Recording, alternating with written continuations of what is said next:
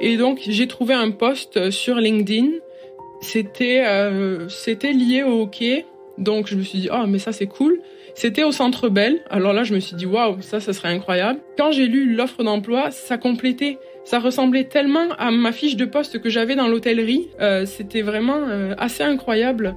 Donc, quand j'ai vu ça, je me suis dit, c'est vrai que quand je vois le profil de personnes qui recherchent, ça me ressemble vraiment. Alors, je me suis dit, écoute, pourquoi ne pas postuler ? J'ai postulé. Bon, il y avait eu 90 candidatures. Donc, je me suis dit, j'ai pas beaucoup de chance, mais bon, YOLO, je postule quand même, on sait jamais. Et finalement, j'ai eu un premier entretien, un second entretien, et puis on m'a invité à aller au Centre Bell. Alors là, c'était assez incroyable. Donc, pour moi, c'est quand même un lieu que j'adore, vu que c'est là que je vais pour voir les matchs du hockey. Et donc, c'est là que j'ai découvert, en fait, que c'était un poste pour le Canadien de Montréal, donc pour mon équipe préférée. Et là, j'ai capoté, comme on dit au Québec.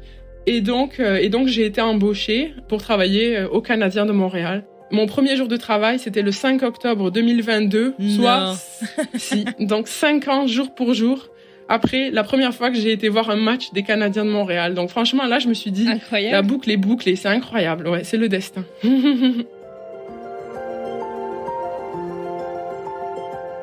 Oh là là, ouais, les premiers jours, c'est drôle parce que parfois on se dit ça va aller parce que tout est en français, tout ça. Mais au final, il y a tellement de choses, je trouve, des petits détails qui changent, des choses que culturellement qui sont différents. Déjà, c'est vrai que c'est connu, mais au Québec, les gens sont très disciplinés, je dirais. Voilà, on fait la file pour prendre le bus. On attend on fait la file ici. Ah, si on dit qu'on fait la queue, ici c'est bon, ils le disent là, mais. Mais c'est vrai qu'ici, voilà, on s'arrête quand le feu est au rouge, on s'arrête. Voilà, les gens sont très bienveillants, Ils vont toujours vous aider, tout ça. Ça, nous, on venait de Paris où on avait vécu pendant 2 ans. Ouais. Alors c'était un peu le choc culturel de fou, quoi. Ouais, on aurait dit qu'on était un peu au monde des bisounours les premières semaines. On se disait mais comment ils peuvent être aussi gentils ? Coucou les Parisiens, on vous aime quand même. Ouais, big up.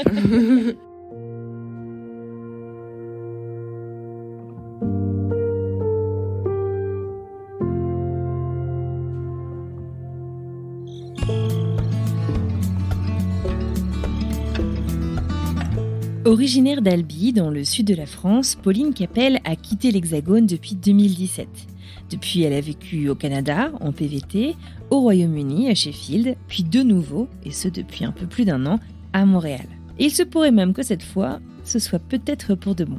Pendant son PVT au Canada, Pauline a découvert un sport qui initialement ne l'inspirait qu'assez peu, le hockey sur glace. Un sport qui est pourtant quasiment religion au Québec, et là, c'est une révélation. À l'issue de ce PVT, la voilà de retour en Europe, un retour qu'elle avait imaginé pour la rapprocher de sa famille. Mais comme nous tous, elle se retrouve enfermée en pleine pandémie et en profite pour découvrir l'Angleterre de fond en comble. Les anecdotes que nous livre Pauline, mêlées aux petits messages vocaux qu'elle a enregistrés et qui apportent un côté complètement immersif à cet épisode, tout ceci en fait colore un tableau captivant des pérégrinations, des déambulations de Pauline à travers le monde. Et son retour à Montréal, vous allez le voir plutôt riche en rebondissements, va la voir obtenir avec brio un emploi au Centre Bell. Le Centre Bell, c'est le lieu où les Canadiens de Montréal, cette équipe de hockey légendaire, jouent. Serait-ce un signe que cette fois, ça y est, elle est au bon endroit ? Dans ce nouvel épisode de French Expat, Pauline nous invite dans une odyssée pleine d'éclat et nous offre un regard plutôt vivifiant sur les lieux variés qu'elle a successivement appelés chez elle. La French Expat de la semaine incarne l'esprit d'expatriation et nous propose une histoire qui est aussi entre excitation des découvertes, défis inattendus et résilience plutôt exemplaire. Alors ceinture et direction Montréal. Je suis Anne-Fleur Andrely. Vous écoutez French Expat, un podcast de la rédaction de French Morning. Si le contenu proposé par French Morning, le média des Français de l'étranger, vous plaît, n'hésitez pas à vous abonner afin de soutenir notre travail. C'est parti pour une nouvelle histoire. Le soir, après ma journée de travail, j'adore me poser sur le balcon et regarder un peu la vie dans le quartier. J'habite dans le quartier de Rosemont, la Petite Patrie, à Montréal. Et c'est un quartier très résidentiel, très familial, très paisible. Et en même temps, on est juste à côté d'artères commerciales, donc c'est vraiment super sympa. Tous les soirs, je me pose sur le balcon, puis je regarde passer les cyclistes, qui sont nombreux. Après, j'entends les enfants qui rentrent de l'école et qui racontent leur journée à leurs parents. Je vois les chats qui traversent la rue. Parfois, il y a des écureuils qui se chamaillent dans l'arbre juste devant chez nous. Enfin, il se passe toujours quelque chose dans les rues à Montréal. C'est paisible, mais ça l'est jamais trop non plus.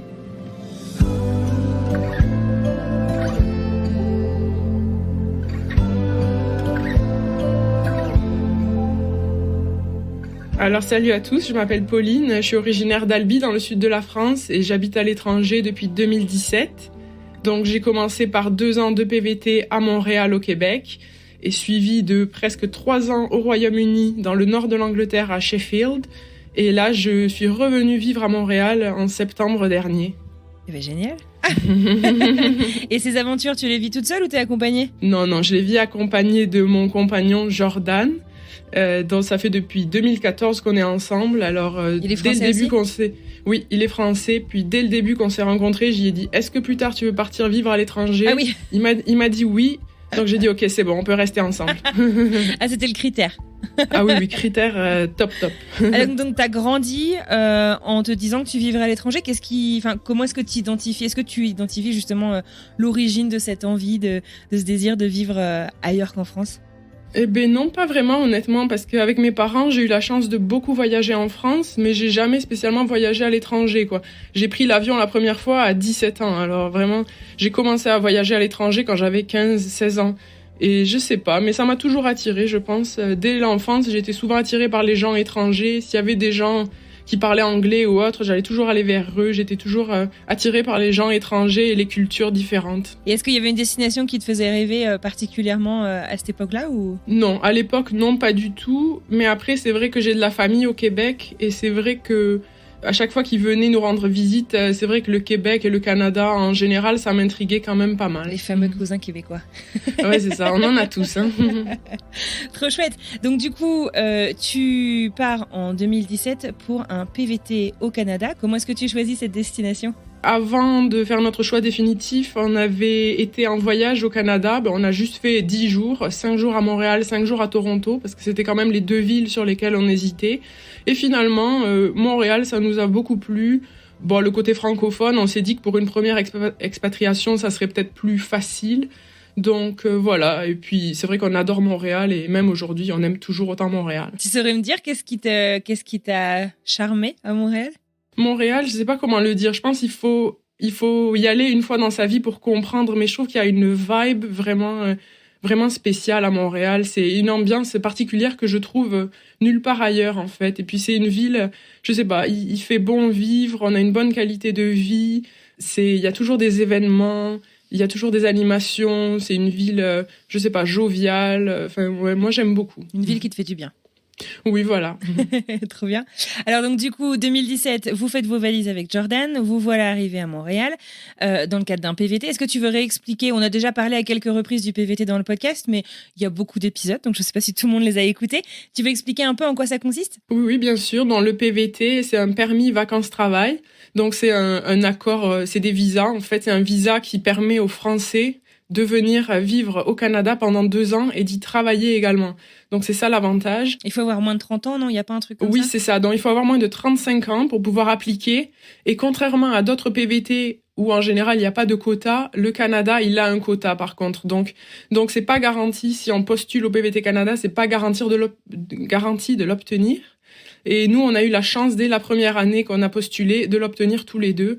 Donc, on a foncé. Ah ouais, donc tous les deux, vous en avez eu un. C'est pas genre l'un d'entre vous l'a eu et l'autre s'est greffé à son visa, quoi. Et ouais, non, on a vraiment eu la chance de l'avoir tous les deux. Donc, c'était vraiment pratique pour nous. Et en septembre 2017, on s'est envolé vers Montréal. Vous partez tous les deux, tu disais, vous aviez choisi de vous poser dans la ville de Montréal. Il y a beaucoup de gens qui partent en PVT pour voyager, justement, pour explorer le pays. Qu'est-ce que vous vouliez y faire, vous, du coup ? Nous, c'est vrai qu'on y allait, déjà dans l'idée de travailler quand même, parce que Jordan travaille dans les jeux vidéo, donc c'est vrai que le Québec, le Canada, Montréal, c'est vraiment une très grosse plateforme pour les gens qui travaillent dans le jeu vidéo. Donc lui, c'était très plutôt pour l'emploi. Moi aussi, quand même, c'était très dans l'optique de travailler, mais je voulais quand même vraiment découvrir la culture du Canada, le Québec, les traditions, tout ça. Et bon, le pays est très, très grand, mais on a quand même réussi à voyager pas mal, aller à Vancouver, dans les Rocheuses, l'Ontario, tout ça. On a quand même pas mal vadrouillé. Est-ce que tu te souviens de tes premiers jours, de votre arrivée là-bas? Tu me les ferais revivre un peu? Oh là là, ouais, les premiers jours, c'est drôle parce que parfois on se dit, oh, ça va aller parce que tout est en français, tout ça. Mais au final, il y a tellement de choses, je trouve, des petits détails qui changent, des choses que culturellement qui sont différents. Ben déjà, c'est vrai que c'est connu, mais au Québec, les gens sont très disciplinés, je dirais. Voilà, on fait la file pour prendre le bus. On attend ouais, on fait la file ici. Ah, si on dit qu'on fait la queue, ici c'est bon, ils le disent là, mais mais c'est vrai qu'ici, voilà, on s'arrête quand le feu est au rouge, on s'arrête. Voilà, c'est très, les gens sont très bienveillants, ils vont toujours vous aider, tout ça. Ça, nous, on venait de Paris où on avait vécu pendant 2 ans. Ouais. Alors c'était un peu le choc culturel de fou, quoi. Ouais, on aurait dit qu'on était un peu au monde des bisounours les premières semaines. On se disait mais comment ils peuvent être aussi gentils? Coucou les Parisiens, on vous aime quand même. Ouais, big up. Donc du coup, sous le charme, qu'est-ce que tu fais alors du coup? Donc ton copain, lui, il trouve un boulot dans les jeux vidéo et toi, comment ça se passe? Alors moi, depuis que je suis enfant, je rêvais de travailler dans l'hôtellerie. Donc j'ai fait toutes mes études dans l'hôtellerie, passionnée d'hôtellerie. Donc naturellement, j'ai été embauchée dans un hôtel. Donc voilà, j'ai travaillé, au cours de mes 2 ans de PVT, j'ai travaillé dans dans 2 hôtels, mais notamment la majorité de mon PVT, un hôtel 5 étoiles. Et donc voilà. Un monde un peu parallèle. Les hôtels 5 étoiles. Non, mais c'est vrai que c'était vraiment super, une belle expérience, vraiment, j'ai adoré, ouais.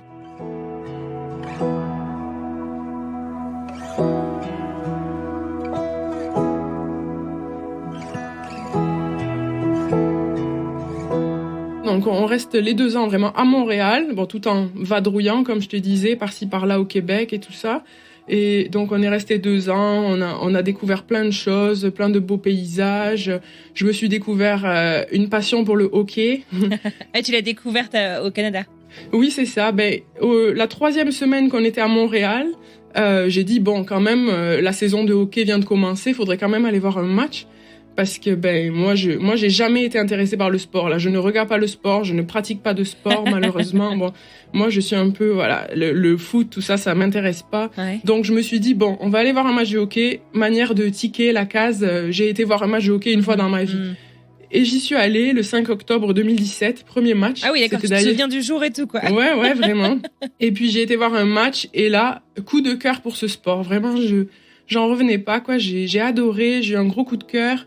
Et ouais, l'ambiance, c'était incroyable, vraiment. T'es allée au Centre Bell, du coup Oui, au Centre Bell, c'est ça, à Montréal, voir jouer les Canadiens de Montréal contre les Sabres de Buffalo. Ah, en plus.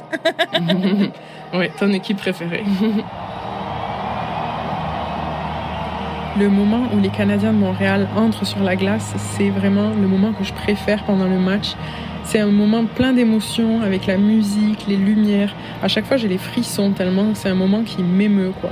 Si vous êtes déjà allé voir un match au Centre Bell, vous avez peut-être remarqué qu'il y a comme un énorme anneau au-dessus de la patinoire. Et donc, c'est là que la presse, les médias, les employés regardent le match. Et donc, c'est un endroit assez particulier parce que déjà, c'est la seule aréna de la Ligue nationale de hockey qui a une passerelle qui fait 360 degrés. Donc, tout autour de la patinoire, c'est vraiment incroyable. Et en plus de ça, on surplombe donc la patinoire et on est entouré par tous les spectateurs. Donc, on est vraiment comme au milieu de la foule. On sent vraiment l'énergie des gens, les émotions des gens. On est vraiment au milieu. Vraiment, c'est un endroit très particulier pour regarder le match et j'adore y aller.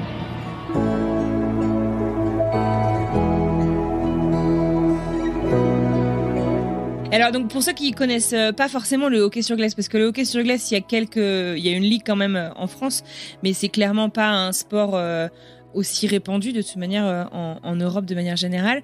Le Canada, je vois encore hier soir, je suis allée voir soutenir mon mari qui jouait à un match à Denver.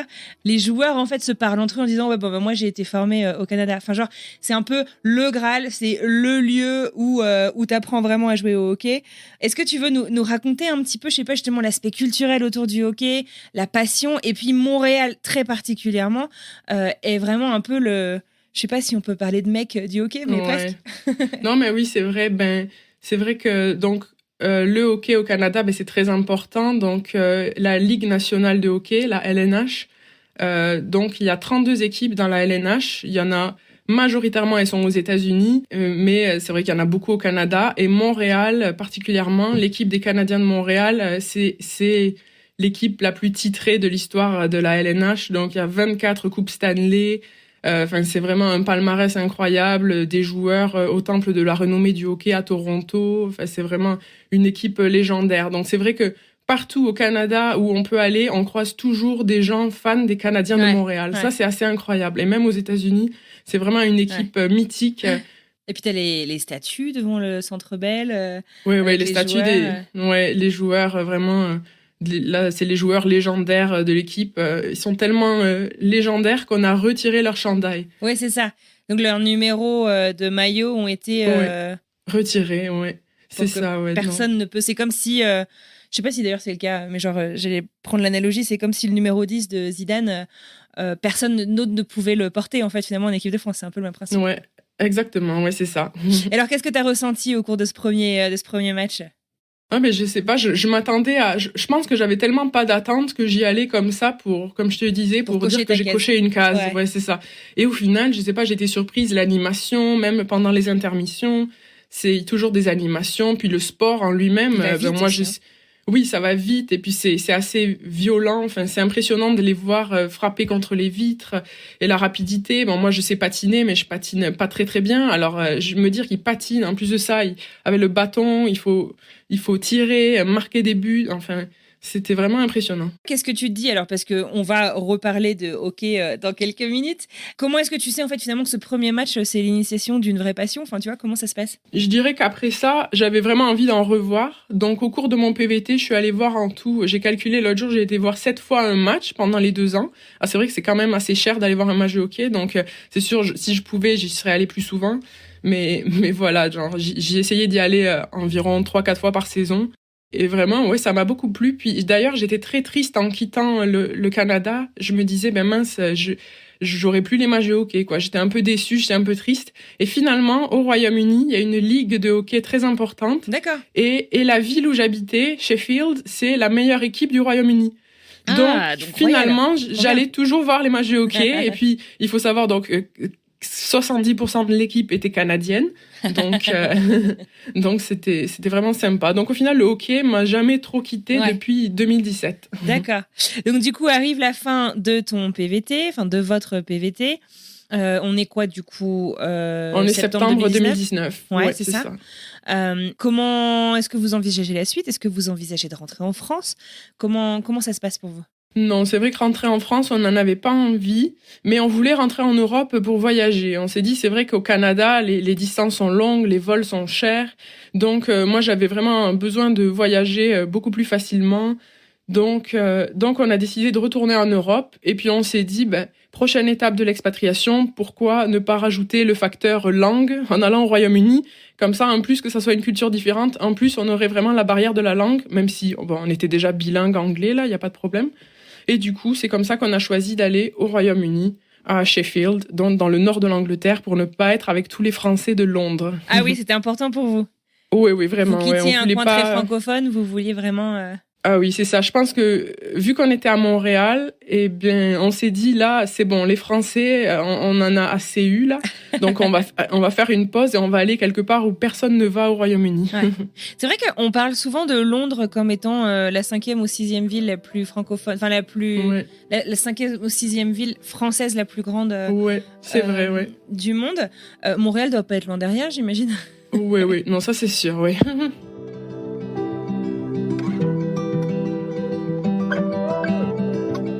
Alors, j'ai vérifié mes dires parce que j'aime pas dire des bêtises. Sachez que selon French Morning London, en mars 2023, il y a donc quelques mois, on recensait 135 773 Français inscrits sur le registre de Londres, contre environ 60 000 Français inscrits sur le registre des Français, donc de Montréal.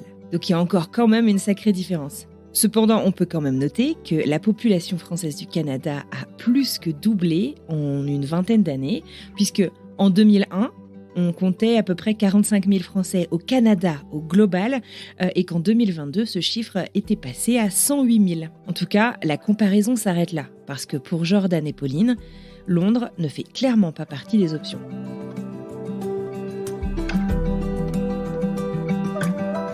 Donc, comme je te disais, on voulait pas aller à Londres. Donc, c'est vrai qu'au niveau des opportunités de travail, il fallait quand même que ça soit une grande ville. Et Sheffield, il y a un grand studio de jeux vidéo là-bas. Donc, pour Jordan, c'était pratique pour travailler. Mais surtout, c'est la Mecque de l'escalade. C'est un peu le berceau de l'escalade en Europe. Et donc, Jordan pratique beaucoup d'escalade. Donc, moi, ça m'était un peu égal. Tant qu'on n'était pas à Londres, j'étais prête à aller un peu partout. Mais c'est vrai, quand j'ai vu Sheffield, c'était une situation très centrale au milieu de la Grande-Bretagne. Je me suis dit, ça sera pratique pour moi pour voyager, pour découvrir le pays. Donc, et puis il y a un grand parc national à côté, vraiment incroyable. Donc on s'est dit finalement, allons à Sheffield.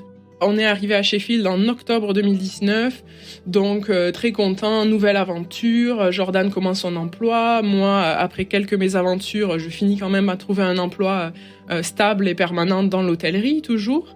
Donc là, vraiment super. Et puis, voilà, comme tout le monde, la Covid frappe le monde entier. Et dans l'hôtellerie, j'imagine, compliqué ? Ouais, dans l'hôtellerie, ça a été très, très dur, honnêtement. Bon, on a tous été en furlough, je sais plus dire en français. C'est pas renvoyé, mais c'est un espèce de chômage technique, ouais. là. Enfin... Ouais, je sais plus. Bon, peu importe. Je chercherai le mot. Ouais.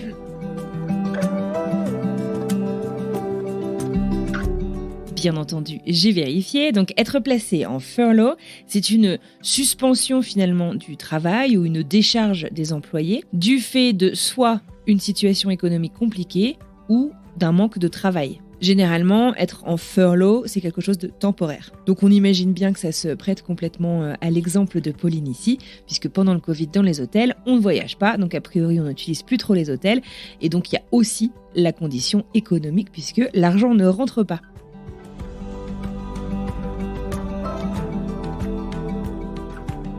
Donc voilà, la Covid arrive et je me retrouve sans emploi dans l'hôtellerie. Heureusement, Jordan continue à travailler. Mais bon, la raison pour laquelle on était venu en Europe, c'était pour voyager. Puis là, on va quasiment pas voyager, quoi. Pendant presque nos 3 ans au Royaume-Uni, on n'a quasiment pas voyagé en dehors du Royaume-Uni, quoi. Donc ça, c'est sûr, j'étais assez dégoûtée de ça.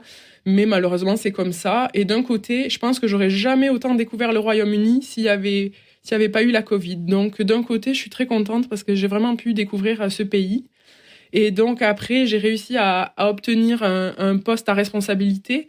Donc, moi, j'avais toujours voulu être chef de réception dans un hôtel, tout ça. Donc j'ai réussi. Donc, j'étais super contente. Je me retrouve chef de réception donc à Sheffield, dans un hôtel 4 étoiles. Un super hôtel avec une bonne équipe. Vraiment, c'était une expérience de fou.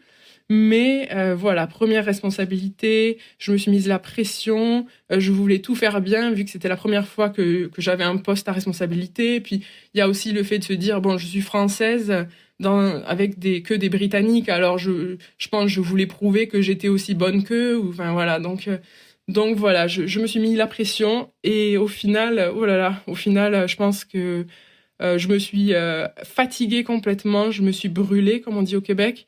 J'ai trop travaillé, ça a été trop intense, je pensais plus qu'au travail tout le temps. Le matin, le soir, la nuit, je dormais plus, je pensais toujours est-ce que j'ai fait ça. Enfin, j'étais vraiment, je pense, à la limite du burn-out. Mais je savais qu'on allait quitter le Royaume-Uni bientôt, on s'était dit qu'on allait quitter au bout de 2-3 ans.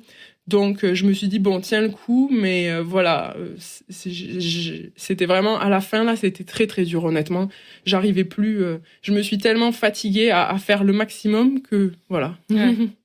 Et alors, comment est-ce que vous avez envisagé la suite, alors, du coup ? Et est-ce que tu as réussi à lever un petit peu le pied ? Alors, la suite, on y a pensé en septembre 2021. On s'est dit, qu'est-ce qu'on fait après, quoi ? Parce que moi, je savais que j'allais pas rester ma vie au Royaume-Uni. Donc on s'est dit qu'est-ce qu'on fait, où on va. Donc nos pronostics, enfin nos idées, on avait 3 idées. Donc soit on allait à Singapour, soit on allait à Stockholm en Suède, soit on allait à San Francisco aux États-Unis. Donc c'était vraiment nos 3 options qu'on s'était fixées. Et comment vous les aviez choisies ? Comment vous étiez venus à faire ça ? Alors Singapour, c'était pour le côté anglophone en Asie. Donc on s'était dit, génial, ça sera encore un step supérieur dans notre expatriation, en plus de la langue, de la culture. Enfin là, ça sera vraiment choc des cultures, parce que l'Asie, c'est quand même différent de l'Europe. Donc on s'était dit, là, ça va être le choc absolu, le next step dans l'expatriation. Et finalement, on a laissé tomber Singapour quand on a vu comment le gouvernement a traité un peu les immigrés pendant la Covid. On s'est dit quand même, est-ce que c'est une ville, est-ce que c'est un pays qui nous convient? Puis finalement, on s'est dit que non. Ensuite, Stockholm, on l'a également éliminé parce que moi, j'ai beaucoup souffert en Angleterre du manque de luminosité. Ça peut paraître bête, mais vraiment, moi, ça m'a vraiment affectée. Donc, je me suis dit, on n'ira pas à Stockholm, en tout cas, enfin pas pour vivre longtemps, quoi. Là, on voulait trouver un endroit où on s'installerait quand même longtemps. Ouais, arrêter de déménager tous les 2-3 ans. Ah ouais, c'est ça. Donc, on s'est dit, est-ce que je me vois vivre, je sais pas, 5-6 ans à Stockholm? Ben non, peut-être pas, là. Donc, on a laissé tomber Stockholm. Et après, on s'est fixé sur les États-Unis. Voilà, ça, c'était notre objectif. Et puis, avec la Covid, tout ça, c'était compliqué. Puis, au niveau des visas, niveau politique, tout ça, il y a plein de choses qui ont changé. Et puis, on s'est un peu découragé. On a dit, vas-y, on en a marre de tout ça, là, de tout recommencer à zéro encore, quelque part. On était un peu fatigués. Et on s'est dit, on va retourner. Il faut aller quelque part qu'on aime, qu'on est sûr que ça va nous plaire. Et puis, ben là, évidemment, Montréal. C'était sûr. Donc du coup, pas aussi dépaysant que ce que vous cherchiez initialement. Non, pas du tout. mais une évidence, finalement, une fois que vous avez commencé à y penser, quoi. Ah oui, dès qu'on y a pensé, et on s'est dit, mais c'est évident, en fait. Faut arrêter de chercher, faut arrêter de trouver des destinations farfelues. J'ai dit, on retourne à Montréal, et puis voilà. Et puis, bon, Jordan voulait absolument retourner à Montréal plus tard, donc là, il était juste super heureux. Donc, ravi, ouais. Et puis, on a eu de la chance quand même, il faut dire, les étoiles se sont alignées, parce que j'avais dit à Jordan, nous, on envisageait de déménager au Canada, donc en septembre 2022. Et donc là, on était en septembre 2021, donc on avait encore 1 an pour se préparer. Et j'ai dit à Jordan, écoute, courant du mois d'avril, peut-être contacte tes anciens employeurs et vois s'il y a une possibilité pour revenir ou pour qu'ils t'embauchent, qu'ils nous fassent des visas ou autre. Et finalement, c'est directement l'employeur de Jordan qui l'a contacté au mois de février pour lui dire, écoute Jordan, on a un poste en or à t'ouvrir et vraiment on aimerait te le proposer, ça serait parfait pour toi. Alors là, on n'en revenait pas. On s'est dit, mais waouh. Et il nous a dit, le seul problème, c'est que c'est pas avant septembre 2022. Et là, on s'est dit, c'est parfait. Mince alors. Alors là, on était super heureux. Ouais. Donc là, on a dit, les étoiles s'alignent, c'est un signe. C'est clair. On y retourne. D'accord, ok. Et alors, comment est-ce qu'on s'y reprend pour ce déménagement outre-Atlantique de nouveau ? Vous avez été un peu accompagné ou ça a été tout pour vous-même ? Oui, on a été beaucoup accompagné, surtout par l'entreprise Jordan, vu qu'ils nous ont payé les visas, ils nous ont payé le déménagement, l'avion. Ouais, c'était vraiment un avantage là. Donc c'est vrai que on n'a même pas géré les visas, rien, on n'a rien fait. Donc à part fournir quelques papiers, c'est tout ce qu'on a fait. Donc c'était vraiment facile et on savait qu'on arrivait quelque part qu'on connaissait, donc moins de surprises, moins de stress. On connaissait, c'était un peu la routine là.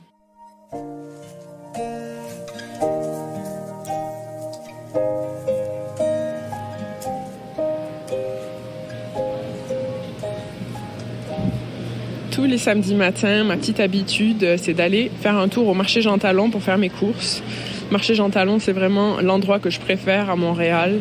Déjà parce que c'est un marché, puis il y a de la nourriture, et puis ça sent bon. Les étals de fruits et légumes, ils sont magnifiques, ils sont colorés. Les légumes sont toujours très très bien rangés dans des petites barquettes. Enfin, c'est vraiment super beau à voir comme marché. Et c'est vrai, moi, depuis que je suis enfant, j'avais l'habitude d'aller au marché tous les samedis matins avec ma mère. Et mon père travaillait au marché à la boucherie. Donc c'est vrai que le marché, c'est quelque chose qui a vraiment une place importante dans ma vie. Et on pourrait se dire parfois qu'en vivant en Amérique du Nord, qu'il n'y a pas de marché aussi beau qu'en France. Mais franchement, le marché Jean Talon, c'est incroyable tellement qu'il est beau et coloré. Les vendeurs sont toujours très agréables. Ils vont toujours nous conseiller. Voilà, j'ai toujours le vendeur de salade, Jean-Claude, qui va toujours me conseiller une petite sauce salade qui ira bien avec la salade que j'ai choisie. Enfin, c'est vraiment très, très à la bonne franquette, comme je dirais.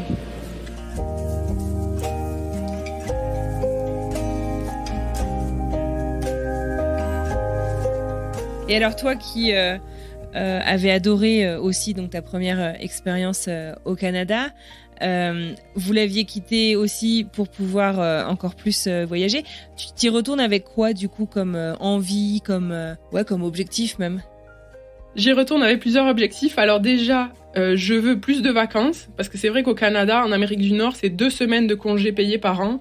Puis ça, j'avais pas du tout aimé lors de ma première expérience au Canada. Surtout si t'as envie de voyager. Mais oui, c'est ça. Donc ça va pas, quoi. Ça va pas ensemble. Alors je me suis dit, si je trouve un nouvel emploi, il faut au minimum que ça soit 3 semaines. Alors je m'étais mis vraiment des conditions. J'ai dit... Et ensuite, je me suis dit, notre second objectif, c'est quand même d'y rester assez pour devenir citoyen canadien. Donc ça va prendre quelques années, mais voilà, faut commencer un moment. Donc ça, c'était notre second objectif. Et le troisième, je me suis dit, je quitte l'hôtellerie. Donc ça, c'était pas facile pour moi parce que c'était quand même ma passion et tout ça. Mais je me suis tellement fatiguée dans l'hôtellerie la dernière année que je me suis dit, là, faut faire un break. Voilà, je me suis dit, j'en étais pas au point d'être dégoûtée, mais je me suis dit, plutôt que de m'en dégoûter à vie et de peut-être jamais y retourner, j'ai dit, je vais arrêter maintenant, je vais faire une pause, ça sert à rien. Les clients, ils vont ressentir que je suis pas heureuse dans mon métier, alors je préfère arrêter tout simplement. Donc là, j'ai décidé d'arrêter l'hôtellerie et de postuler uniquement à des offres qui complétaient les exigences que j'avais, donc les vacances, les assurances, tout ça. D'accord. Donc des trucs quand même en rapport avec le voyage, mais un truc un peu plus avec un rythme de vie, un équilibre entre la vie perso et la vie pro un peu plus sain, quoi. Oui, c'est ça, exactement. Je pense que la Covid, ça a fait réfléchir tout le monde sur l'équilibre vie perso, vie professionnelle. C'est vrai que moi, ça fait des années, depuis que j'ai commencé à travailler à 20 ans, j'ai jamais mes week-ends, je travaille jusqu'à 23 heures. Tous les samedis, les dimanches, enfin, j'ai jamais de jour de repos avec Jordan. Donc, je me suis dit, là, quand même, il faudrait un peu lever le pied et puis trouver quelque chose dans un autre secteur. Mais voilà, je voulais pas prendre un emploi pour prendre un emploi. Je voulais pas me retrouver dans un truc d'assurance ou dans une banque ou quelque chose. Moi, ça me ressemble pas, là. Tu voulais quand même avoir un peu de passion, quoi. Oui, voilà, quand même. Mais je voulais que ça soit un milieu qui me plaise ou voilà, que vraiment je sois fan, quoi. Que ça soit quelque chose qui me stimule tous les jours, que je sois contente d'aller au travail, quoi. Je voulais pas avoir juste un emploi de bureau pour avoir un emploi de bureau. Je comprends. Et alors, du coup, tu t'orientes vers quoi? Raconte-nous un peu. Eh bien, écoute, j'ai été sur LinkedIn et puis là, honnêtement, trouver des emplois qui complétaient tous mes critères, c'était pas facile, parce que finalement, il n'y en avait pas tant que ça. Alors, je me suis dit, écoute, Pauline, au lieu de postuler à 3000 postes sympas, mais qui offrent que 60% de mes critères, je vais postuler moins souvent, mais je vais postuler à ceux qui complètent, mettons, 90% de mes critères. Alors là, c'est sûr qu'honnêtement, je postulais 2 fois par semaine environ. Donc c'était pas mal. Ouais, mais c'était vraiment pas facile. Je me suis dit, avec tous les emplois qu'il y a à pourvoir à Montréal, et moi, je postulais vraiment pas beaucoup, mais je me suis dit, vas-y, comme ça, tu seras pas déçu, et puis en espérant que tu finisses par trouver. Et donc, j'ai trouvé un post sur LinkedIn. C'était lié au hockey. Donc, je me suis dit, oh, mais ça, c'est cool. C'était au Centre Bell. Alors là, je me suis dit, waouh, ça serait incroyable. Mais voilà. Et puis, quand j'ai lu l'offre d'emploi, ça ressemblait tellement à ma fiche de poste que j'avais dans l'hôtellerie. C'était beaucoup de services à la clientèle. C'était vraiment assez incroyable. Comme il y avait beaucoup de similitudes avec un poste de réceptionniste, par exemple. D'accord. C'était quoi alors le job ? Alors, le poste, c'est coordonnatrice administration et hospitalité. Donc, quand j'ai vu ça, je me suis dit, c'est vrai que quand je vois le profil de personnes qui recherchent, ça me ressemble vraiment. Alors, je me suis dit, écoute, pourquoi ne pas postuler ?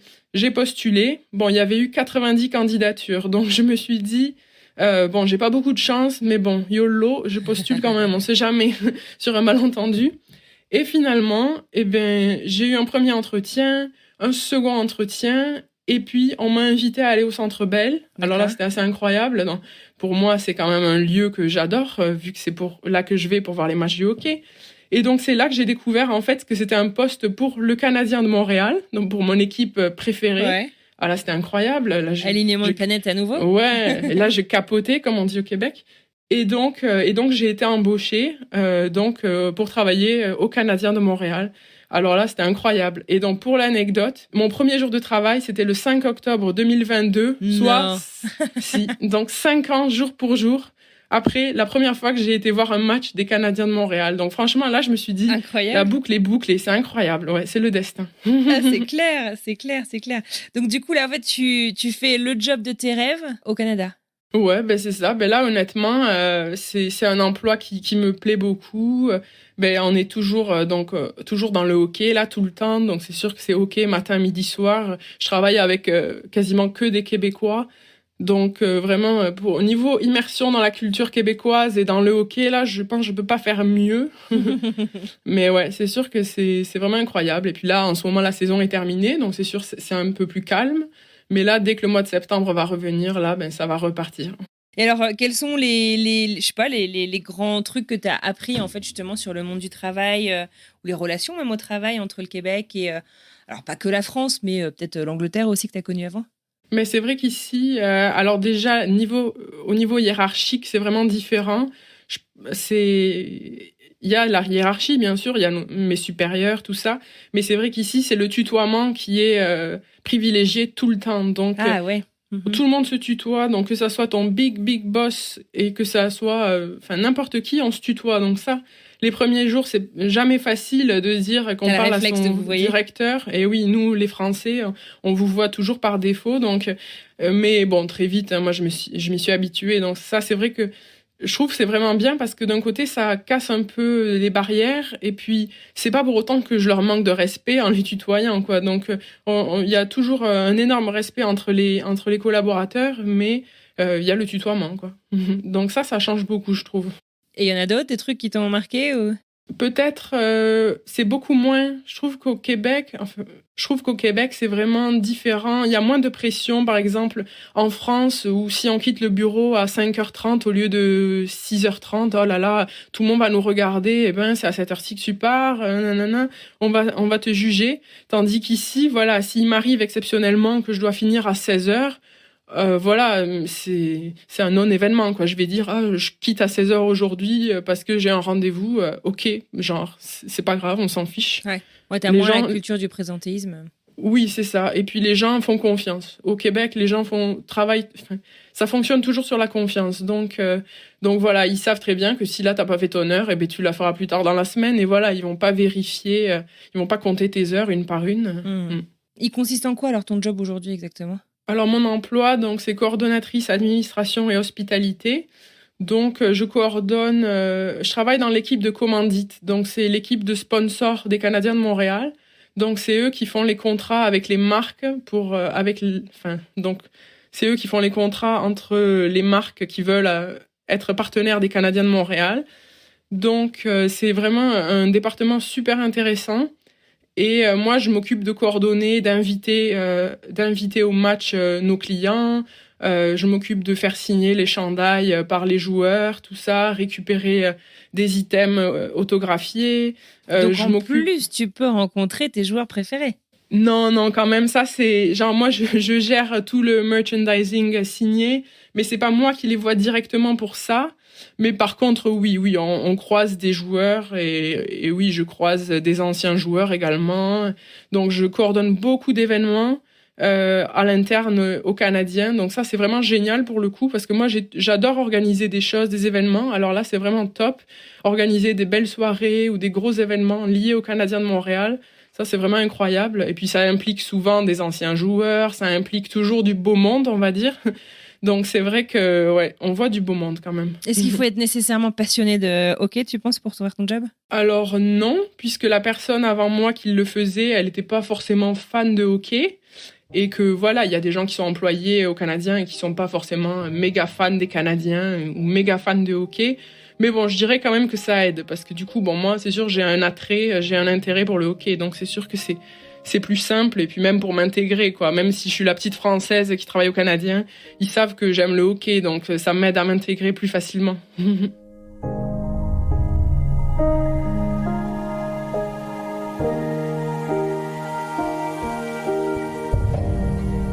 J'adore me promener dans le parc du Mont-Royal. C'est vraiment un petit mont dans Montréal et on le surnomme affectueusement la montagne, même si c'est clairement pas aussi gros qu'une montagne. Et dessus, sur ce mont, on trouve vraiment une forêt, la nature, des sentiers. C'est vraiment un endroit incroyable. C'est vraiment le poumon vert de Montréal.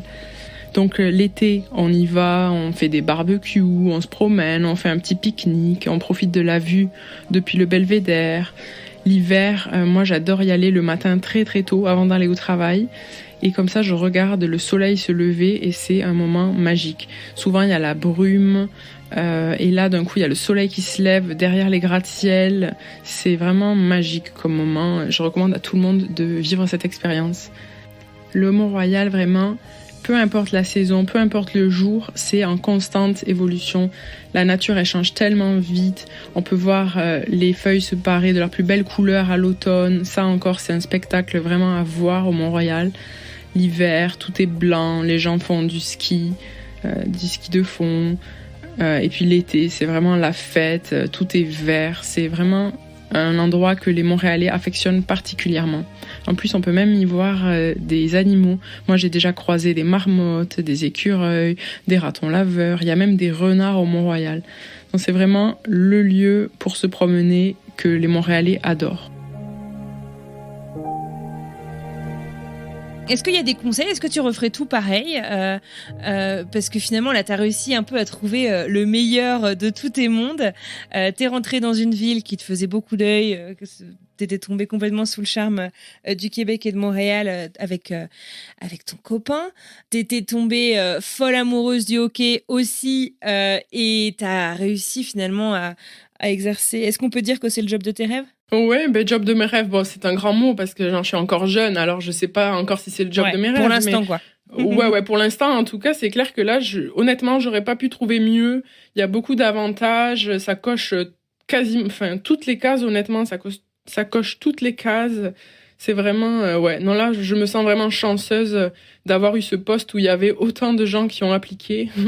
Est-ce que tu as des conseils que tu te donnerais à toi ou des choses qui, toi, t'ont aidé justement à réussir à te préserver pour quelque chose qui allait vraiment t'éclater ? Enfin, quel recul tu prends en fait, finalement, sur toute cette situation, toute ton histoire ? Non, c'est vrai, honnêtement, quand je suis revenue à Montréal et que j'ai décidé d'arrêter l'hôtellerie, c'était pas facile, parce que j'avais tous mes amis de l'hôtellerie qui me proposaient des jobs en or, des jobs pour lesquels j'aurais adoré, quoi. C'était mon rêve d'avoir ces postes-là et j'ai renoncé.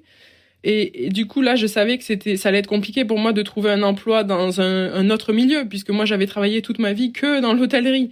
Donc, je connaissais rien d'autre, en fait. Donc, c'était pas facile. Mais ce que je regrette pas, c'est vraiment de m'être accrochée à seulement postuler aux emplois qui, selon moi, complétaient mes critères. Parce que vraiment, c'était plus compliqué, comme je disais, de trouver, de postuler. Tu sais, je postulais pas souvent. Mais à côté de ça, à chaque fois que j'avais un retour, j'étais super contente et je savais que déjà le poste complétait mes critères. Donc derrière, il fallait juste que je vois si ça allait me plaire, tout ça. Et c'était un tri assez. J'ai vraiment filtré les offres d'emploi. Mais franchement, avec du recul, je regrette pas. Et au final, malgré mon tri, ça m'a mis 1 mois avant de commencer à travailler. Ouais, c'est ça, parce que t'es arrivé en septembre, t'as commencé en octobre. Oui, c'est ça. On est arrivé le 5 septembre et j'ai commencé le 5 octobre. Donc franchement, j'ai attendu qu'1 mois finalement. Après, j'aurais pas attendu 2 mois, par exemple. Ça aurait été un peu long, là. J'aurais baissé mes critères. Mais voilà, je regrette pas d'avoir fait ce tri et d'avoir sélectionné que le meilleur. Alors du coup, tu nous disais que tu avais vu 7 matchs pendant tes 2 premières années. T'en es à combien maintenant, là ? Ouh là là, là je sais pas, là honnêtement, mais bon, déjà je vais voir les matchs moi avec mes amis. Ça déjà, bon, cette saison j'y suis allée 4 ou 5 fois avec mes amis. Mais sinon, je vais, nous en travaillant au Canadien, on peut voir les matchs aussi de la galerie de presse. Donc tout en haut du Centre Bell, les gens parfois le voient pas, mais tout en haut du Centre Bell, il y a un énorme anneau de 360 degrés et c'est là que la presse regarde le match. Et donc nous, on a accès à cette galerie de presse. Donc souvent, avec mes collègues, on va voir les matchs ici. Donc c'est vraiment pratique. Et du coup, bon, j'ai pas à payer pour ces matchs-là forcément. Ouais. Trop sympa. Donc c'est avantageux. Ouais, c'est plutôt sympa. C'est plutôt un avantage sympa. Trop bien, trop bien. Que te réserve le futur ? Je sais pas, enfin, tu te projettes du coup, t'es contente là où t'es. Tu le disais, votre objectif c'était aussi de pouvoir vous poser vraiment quelque part, de vous installer, vous projetez là, vous sentez chez vous? Oui, non, vraiment, ouais. Là, ça a reconfirmé que Montréal, c'est vraiment la ville où on est heureux d'être, heureux d'habiter. Donc oui, je pense que dans le futur, on aimerait ça peut-être acheter un logement. Alors en sachant que depuis la pandémie, tout a augmenté là, donc c'est sûr que c'est pas facile. Et ouais, c'est ça. On attend un peu que les taux baissent, les taux d'intérêt. Mais oui, donc acheter à Montréal et puis continuer nos procédures d'immigration. Et un jour, espérons devenir franco-canadien. Voilà, ça serait l'objectif ultime. Vous aimeriez devenir canadien? Oui, non, vraiment. Là, quand on est revenu, c'était l'optique, c'est ça, quoi. On partira pas tant qu'on sera pas devenu canadien. Là, honnêtement, jusqu'à la citoyenneté. Qu'est-ce que ça change pour vous, la citoyenneté? Enfin, est-ce que c'est symbolique? C'est quoi? Un peu symbolique, c'est sûr, parce qu'on adore le Canada et le Québec, mais je dirais, c'est surtout pour se dépatouiller des trucs d'immigration, en fait.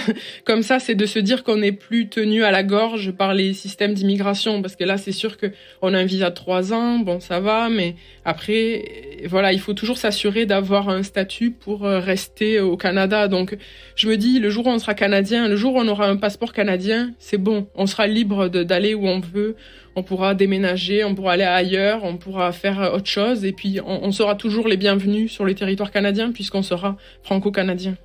Écoute, on te souhaite tout plein de bonheur. Et alors, un truc que tu as fait, que j'ai trouvé très chouette aussi, si j'ai bien vu la photo que tu as postée sur Instagram avant qu'on appuie sur enregistrer, c'est qu'en face de toi, là, tout de suite, tu as un poster que tu as fait. Tu veux nous en parler un peu? Ouais, c'est ça.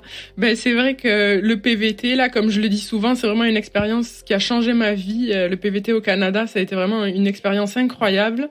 Et ça faisait longtemps que je songeais à faire quelque chose en rapport avec le PVT au Canada, les expats, tout ça.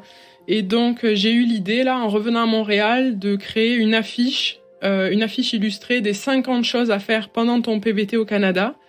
Et donc, cette affiche, elle regroupe 50 activités vraiment incontournables que la majorité des francophones font pendant leur PVT au Canada.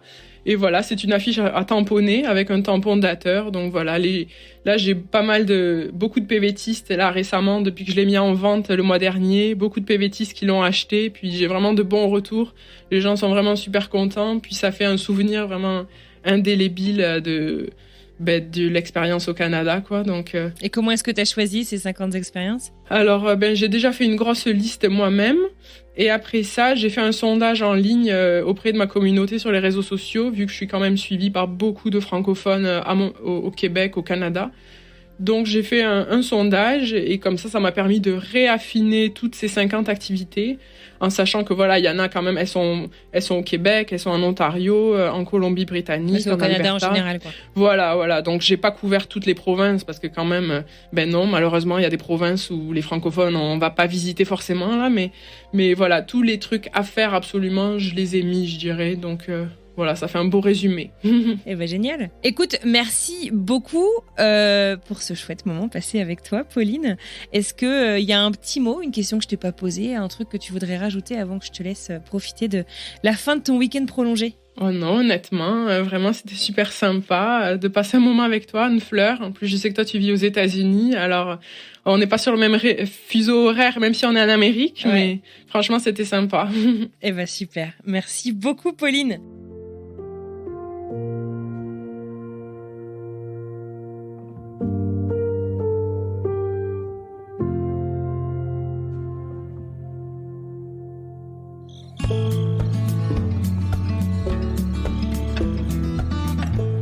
Et voilà, c'est la fin de cet épisode. Je vous adresse un grand merci de nous avoir écoutés jusqu'au bout. J'espère que ce voyage entre l'Europe et l'Amérique du Nord vous aura plu autant qu'à moi.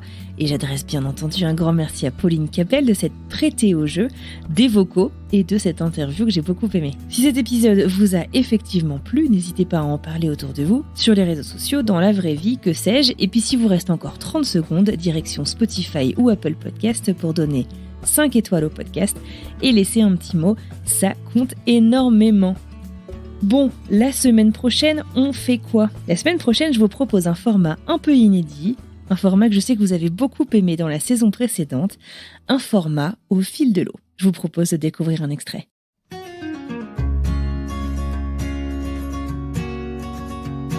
notre enfant, on a envie aussi, c'est ce que je te disais, on a envie aussi qu'il puisse évoluer dans un autre environnement que le cadre rigide.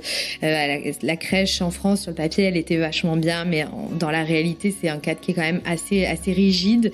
Et nous, on n'a pas envie de ça, et c'est ce qui nous fait, voilà. Et là, moi, je me suis dit, quand j'ai vu ça, moi, j'aimerais vraiment autre chose pour mon enfant. En tout cas, à cet âge-là, où ils sont aussi petits, et du coup, j'ai pas envie qu'ils rentrent à l'école à 3 ans dans un système comme ça. J'ai pas envie de ça. En attendant de vous présenter Nelly, je vous souhaite une merveilleuse fin de journée et je vous dis à mardi pour une nouvelle histoire.